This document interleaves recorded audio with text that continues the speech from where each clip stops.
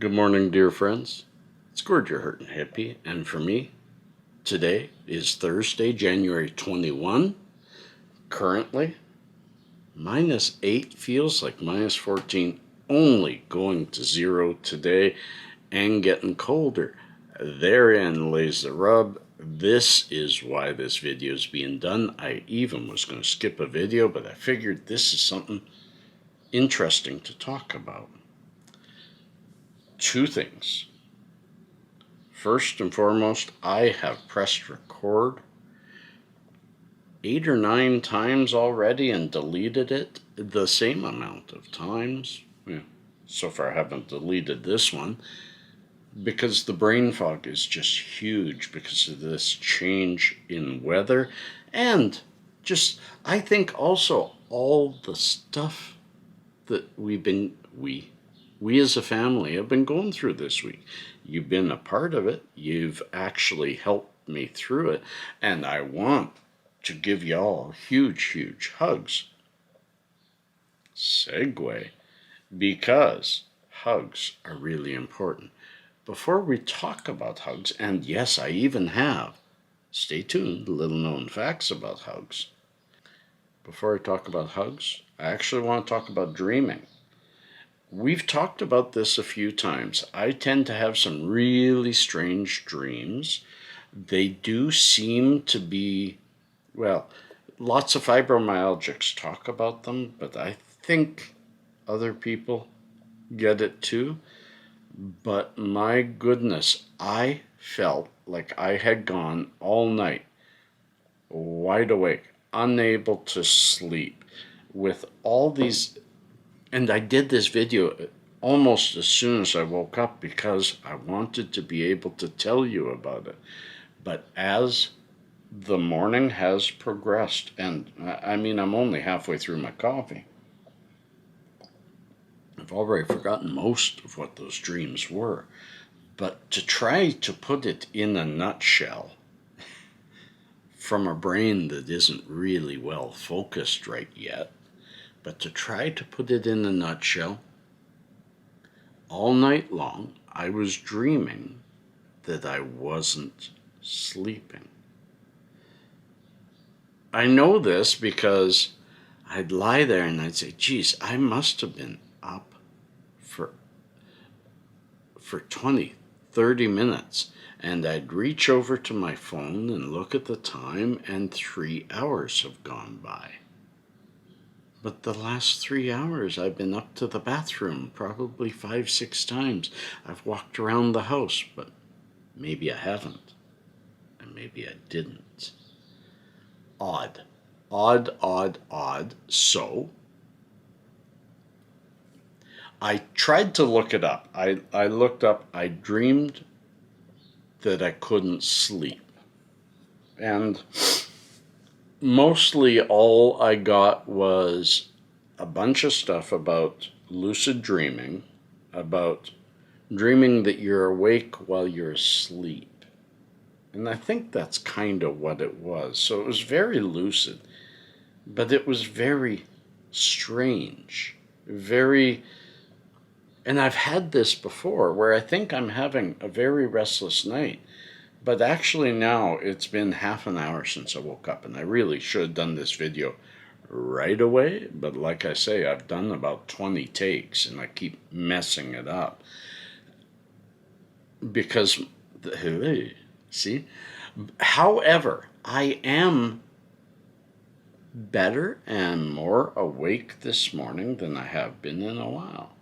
I had a huge migraine all day yesterday. I have a little migraine today. Haven't taken an Advil yet. So, but it's strange, the dreams that I'm having lately. And I think it's because I am juggling so many different stressful things. My son and his school. I know he's behind this week. He's having a bit of a difficult time.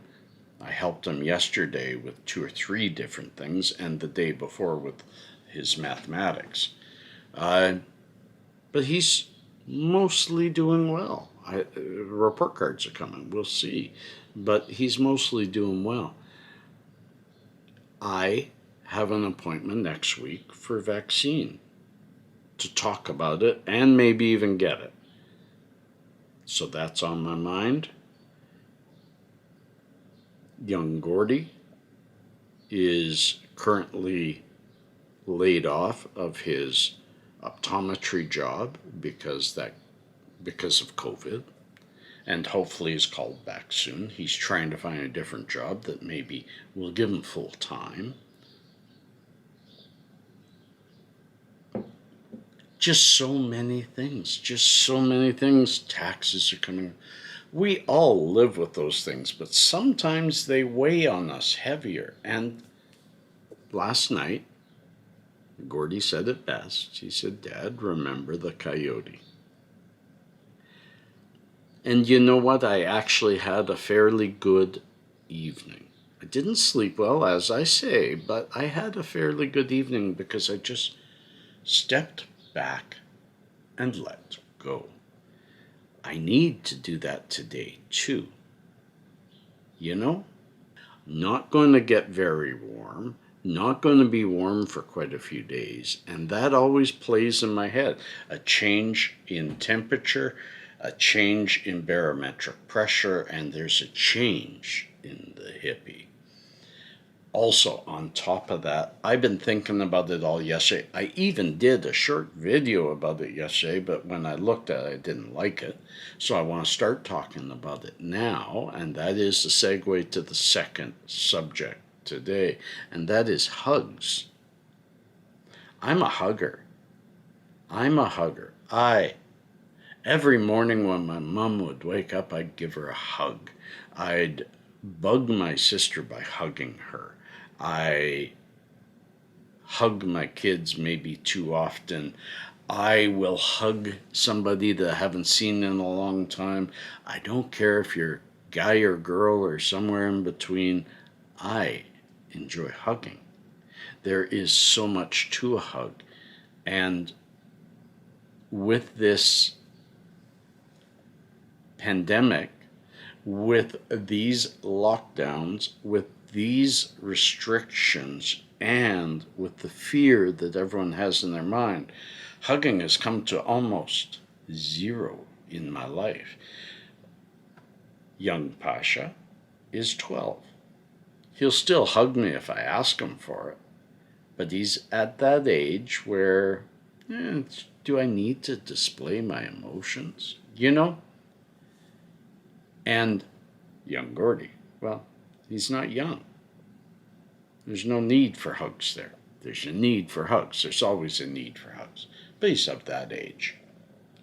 And I don't see my daughters. I don't see my grandchildren. I don't see my great-grandchild. And I don't have a lady friend. So I don't get that hug. And oh my goodness, I miss it. I still have a friend, but I haven't seen her in a long time, Shayna. Her and I lived near each other. Our boys went to school together, and she was a very good friend of mine while I was going through my divorce. She now lives a bit too far from me for us to touch base, but that girl gave the best hugs. Just when you hugged her, she's one of those people that you just knew it wasn't, yeah, I miss you too. It was full-fledged body contact, warmth, a connection of souls. That's the hug I miss. That's the hug we need. And that's the hug that segues us into.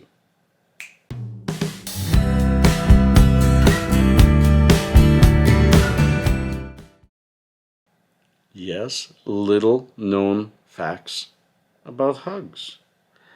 I am reading this blind because like I said, I've had a tough morning. I grabbed a bunch together. I wanted to do this video, but it's going to be a little late going up because I am tired and I need a little bit of me time.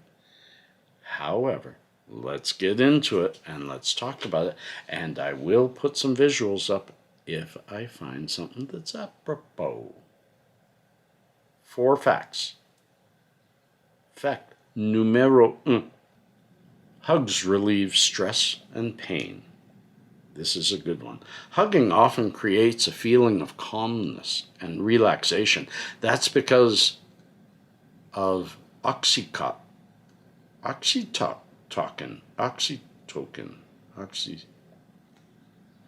put it down here, which is sometimes called the cuddle hormone. Oxytocin is released when people or pets snuggle up or bond socially. This release can have a domino effect throughout the body and has been found to reduce inflammation, improve wound healing, lessen cravings for drugs, alcohol, and sweets, and lower the heart rate and your stress.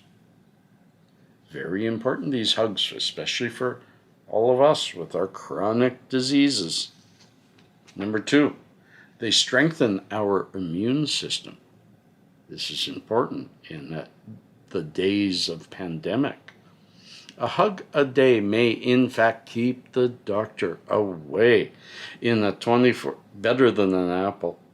In a 2014 study, researchers at Carnegie Mellon University measured social support in the form of hugs in more than 400 healthy adults. For 2 weeks, participants were asked about the number of times they experienced interpersonal conflict and the number of hugs they received each day.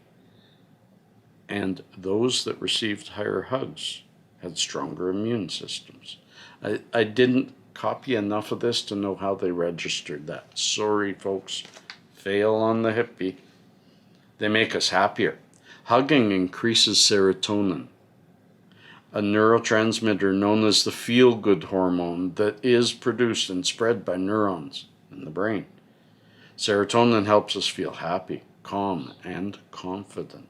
When serotonin flows freely, we feel good about ourselves. And the opposite is true when this hormone is absent. Low levels can cause sleep disorders and lead to obesity.